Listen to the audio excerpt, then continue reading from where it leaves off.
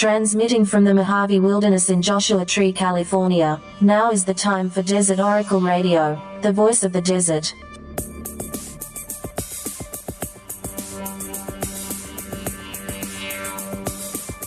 Night has fallen on the desert. And on this night in the merry month of May, we are having a little birthday party here in the radio studio. Just me and the low-energy ghost and that old owl hooting from the upper branches of the big Joshua tree outside.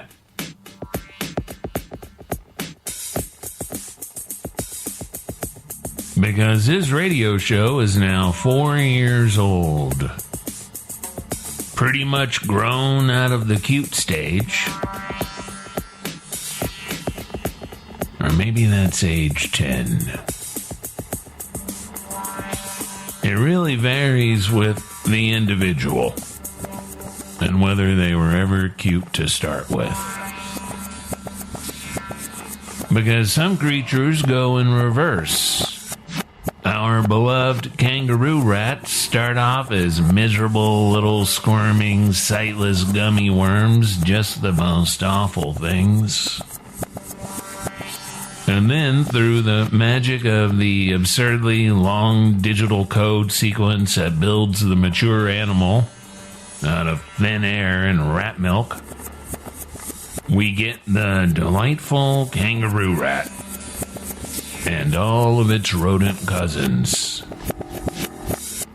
A few days back, I was walking down this dry wash full of desert willows, and I nearly stepped on a squirming little kangaroo rat, just blindly going nowhere in the warm morning sunshine.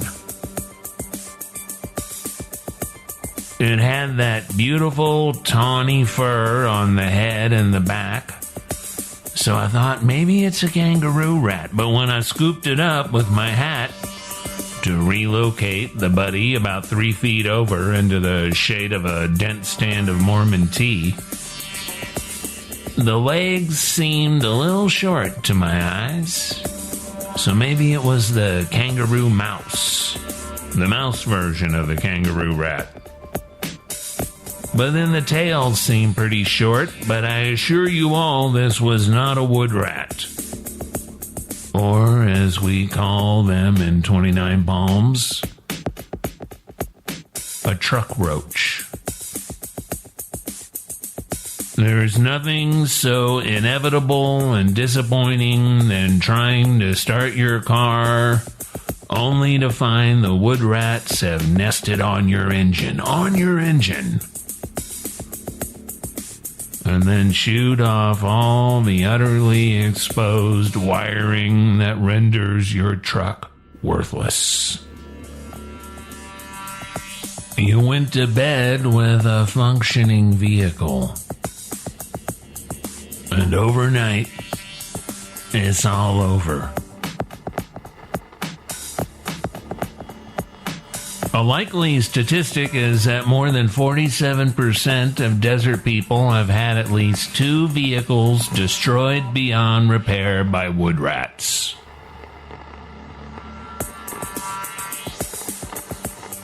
They did a study on the desert wood rat, in particular the Mojave Desert population of wood rats.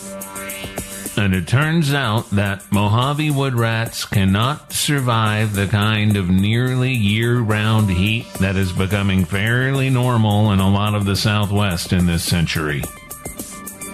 When it's too hot all the time, their livers cannot process the toxins in their source of food, the creosote bush.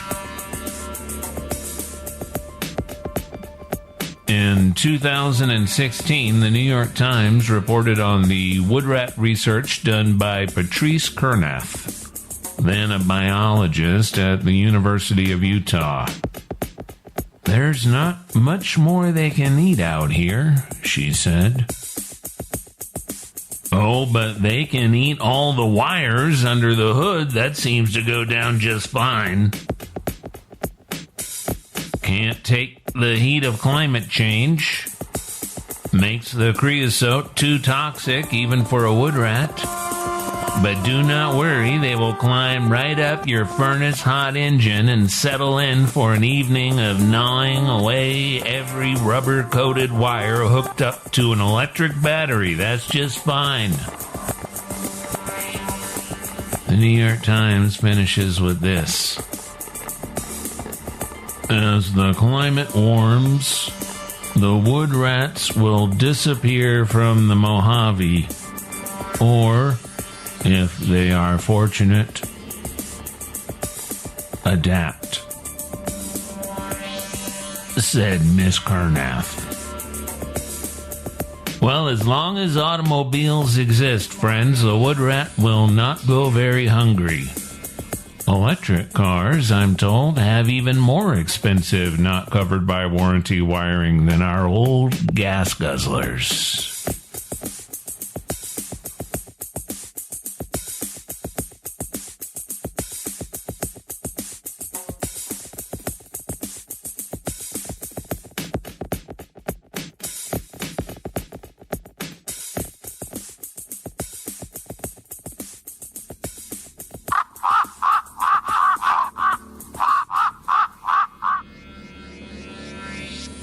As for the kangaroo mouse baby, I don't know what it was doing there. Maybe a gopher snake had just blasted through the rat holes and this was a lone, stunned survivor.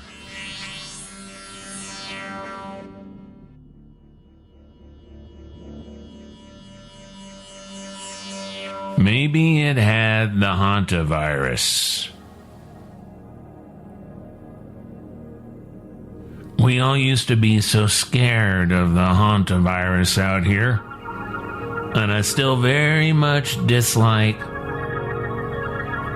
dusty old cabins or long locked up storage spaces with corners full of dried up deer mouse droppings all covered in a couple of decades worth of asbestos and cigarette butts and meth lab residue. As they say in the business, your chances of contracting hantavirus are 1 in 13 million. As long as you're nowhere around a desert cabin full of hantavirus. Whatever the situation, I set the little buddy down deep under the Mormon tea cover, where it would be shaded all day if it managed to survive. Most of our rat and mouse friends have their eyes open and alert in 14 days or so, and that tracks pretty closely with the fur growing out and the tail not being pink anymore, etc. The eyes could start opening at any minute in that case. It had gravity more or less figured out. As for mother and the other half-dozen siblings, well, the snake's gotta eat too. Blessed are you hungry, for ye shall be satisfied.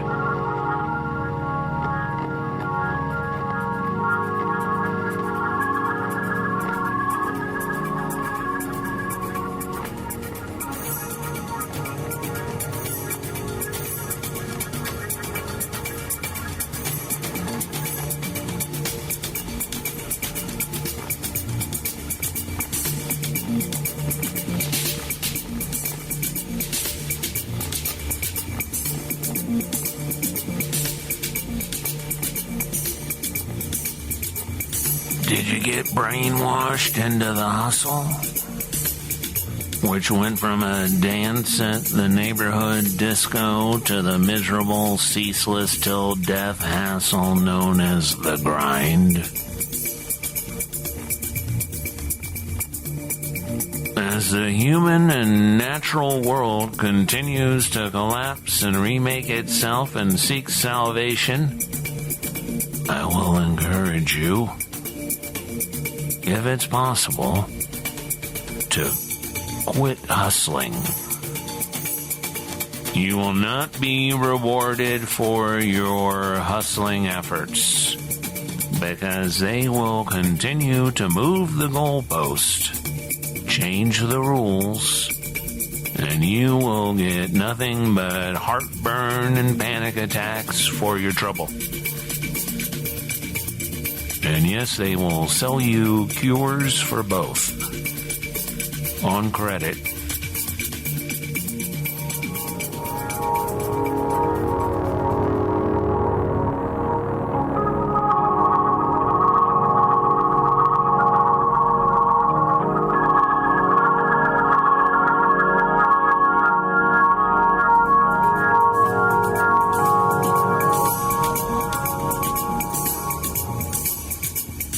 We all have something we're looking for, at least for a while, even if we've long given up on finding it. Something that ticks all the boxes. When you're 12, it might be a mini bike. Ride around in circles in the dirt until your parents throw you out at 13. When you're a romantic young adult who managed to read a few books, it might be an old apartment in Prague or Paris. Maybe a surfboard in a shack on the beach in Mexico. Or a stone tower overlooking the sea in Ireland. A jackrabbit cabin on 5 acres of creosote in North Joshua Tree, a house trailer in Pahrump. You move through your mission, one mostly accidental location after another, like the Stations of the Cross. Sometimes you just need to see what's going on. You want music in the cafes at night and revolution in the air, empires falling down, civil war, somewhere you might get yourself free for a while. Or maybe shot in the crossfire. Beats playing video games. When the cops and the soldiers and the politicians and the captains of industry are busy fighting each other over ancient ethnic wars, or fish imports, or border skirmishes, or massive political scandals, or some 100-year-old dictator finally falling over dead, sometimes they lay off bothering everybody else for a little while. And for a little while, it becomes a magic city. Anything goes.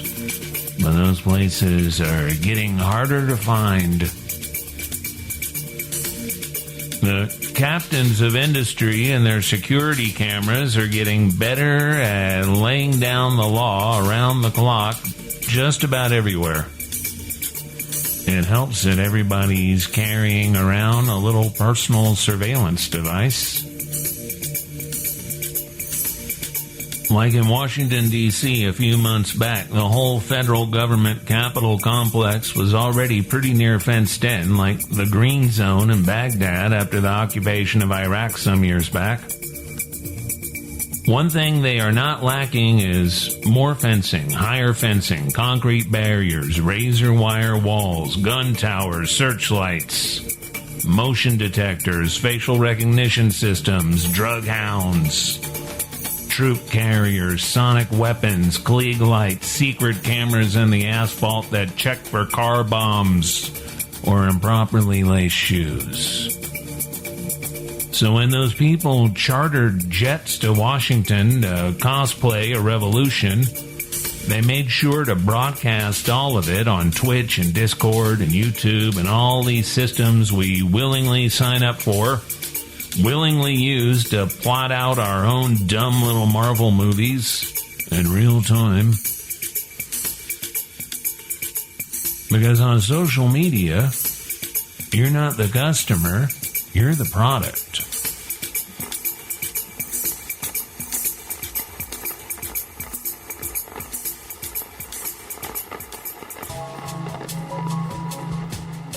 There's a kind of mass homeless camp down by the Salton Sea. And even the tourists go there to visit, take pictures and videos of the voluntary inmates. Like seeing the monkeys at some rundown zoo. As far as I can tell, Slab City has mostly been left alone because the authorities would prefer those people stay out there, baking in the awful heat, breathing the poison dust off that Dead Sea, fighting amongst themselves.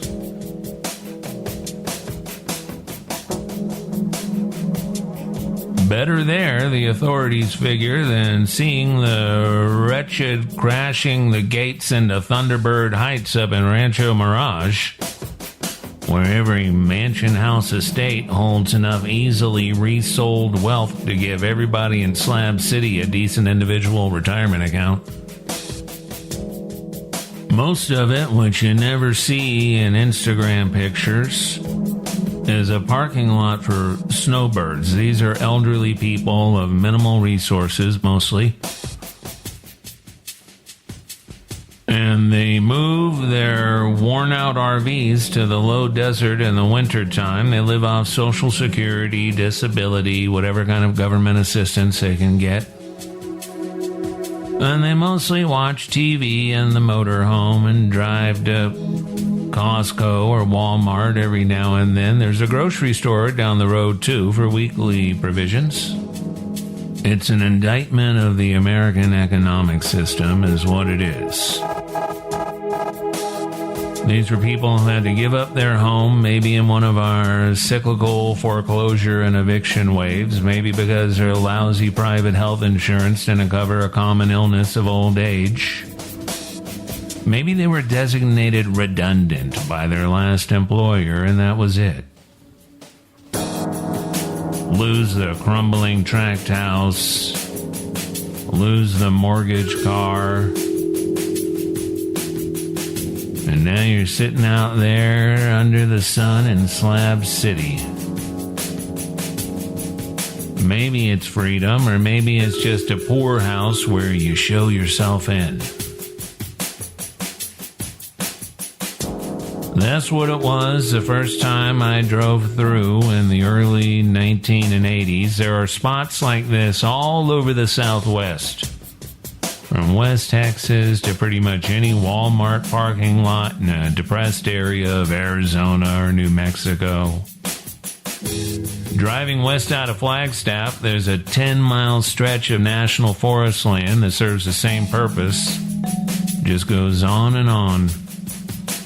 In such places, most of those RVs and trucks aren't going far no matter what the nice lady from the Forest Service says has to be done.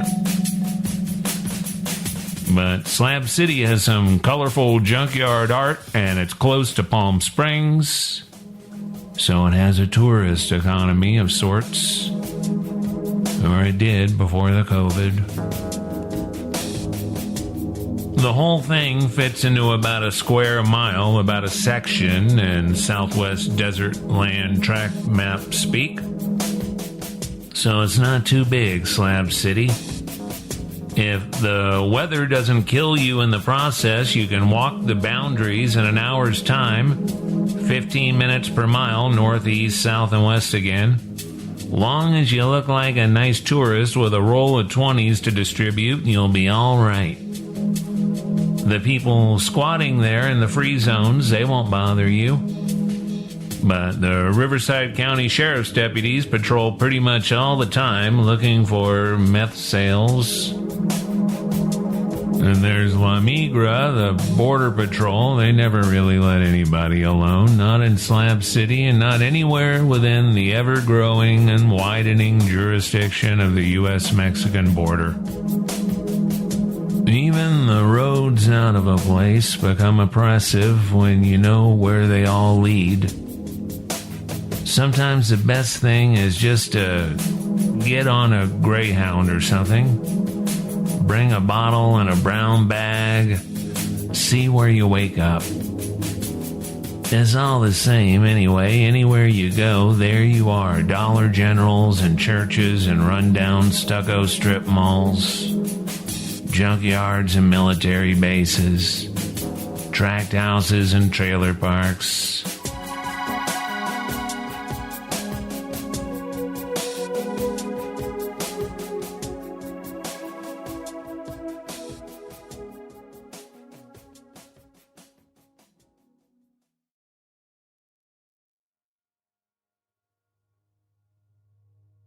Those tricks will work if you're lucky. These boys weren't. They picked the driest season of the year in which to settle down on the desert. The fourth day out, with the men growing weaker, the water sinking lower in the containers, and no sign of help of any kind. Sam knew then they'd reached the point where something had to be done. Seems to be the only thing we can do, Sam. Yep. Well, I guess this is the day, men. Nothing's shown up, and we got to do something about it. Now, we're here. The base is over here, and the nearest oasis is here, 60 miles southeast of us. That's about 6 days walking distance for men in our condition. Now, the way I figured it, 2 of us should make a stab at walking to that oasis. And if one should weaken, the other one might get through. But they'll each need 3 gallons of water for the hike. I don't think a quart a day is nearly enough for that much strain. If they drink 1 gallon of it slowly, in the 12 hours before they leave, there won't be so much to carry. Well, 6 gallons from what we have now would leave enough for about 8 days, wouldn't it, Gil? If we stay on the same rations. I told you we should have pulled out of here. Now we don't even have the strength to walk. We had to stay here at first. If anything had flown over us, they would have spotted the airplane. But the brakes were against us, that's all. Nothing did. Now, I think I ought to make the try, men. I know the desert a little better. And Gil can take over for me here. And you can keep the signals going while I'm gone. That'll give us a chance both ways. Now, what do you think? I think it's the only thing to do. Who are you going to take with you, Skipper? Well, how about you, Bob? You seem to be holding up all right. I'm for it, Skipper. Good. But now understand this one thing very clearly. Gil is going to be the boss around here. And whatever he says about rations or anything else goes. Is that understood? Jack? Sure. Fine. Well, I'm going to start tonight. You have to travel light in the desert or you just don't travel far. Water, you'll take a maximum load of that, and that means a minimum of everything else. Sam took only the essentials. Goggles, compass, flashlight, knife, matches, bandages, eye salve, iodine, sunburn lotion, biscuits, fruit and chocolate bars, dextrose tablets, dust masks and spiral puttees. And he traded shoes with Bob because nothing short of GIs can take that desert trek. Remember that, will you? Always fly in shoes you can walk home in if that's what you've got to do. And Phil turned out some walking sticks, hollow tubing that would also double as tent poles later on. Plenty of tact and diplomacy. Always a must with natives, desert, jungle, or anywhere else. Here's another box of dextrose tablets. Stick them in your pocket. Okay. Put some gum in your pocket, too, Bob. Thanks. Here's your pull. Well, looks like I'm all set. Hey, wait a minute. What are you going to use? Oh, I'll be okay. Yeah, how about that? Here's your canteen. Thank you. How's it feel? That's going to be swell. Now, make sure that the boys' wounds are covered with sulfur powder and always bandaged. We don't want to take any chances on infections. And, keep up the log, Gil. We'll make a good record. Right. Bob? Gil, good luck, Sam. Thank you. Now, if you don't fly over us before we get to the oasis, we'll be back here with help in about 7 days. About 25 miles. At least that's what I get by my count. 25 miles. Not even halfway yet. Well, let's try to get some more rest, huh?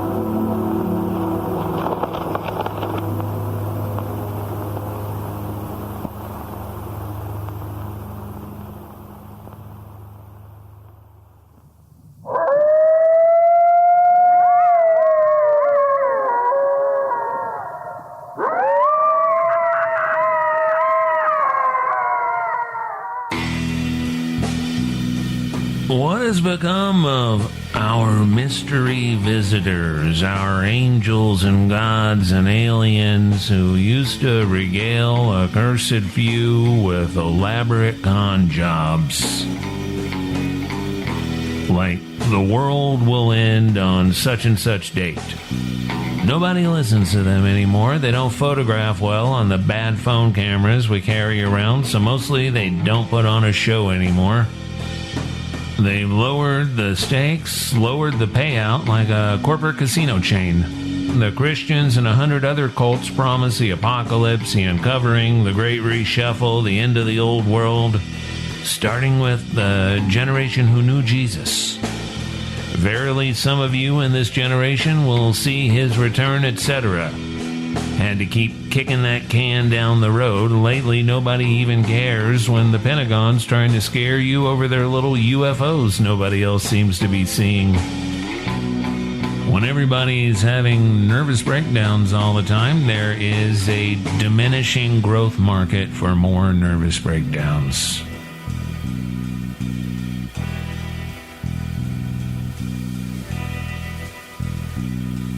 The flying saucers of the moment seem to only trouble the Navy, the Pentagon, the War Machine, the aerospace contractors. They swarm around helpless warships like barefoot Viet Cong around helpless overloaded American GIs. Or so they tell us. From Amboy to Zizix and across the Great Mojave Wilderness, this is Desert Oracle Radio, broadcasting from Joshua Tree, and heard on many fine community radio stations, including Lookout FM in Los Angeles, Hollywood, Burbank, and Pacific Palisades, KZMU in Moab, Utah, 88.1 FM KFCF in Fresno, and always on the podcast, which you can get at desertoracle.com.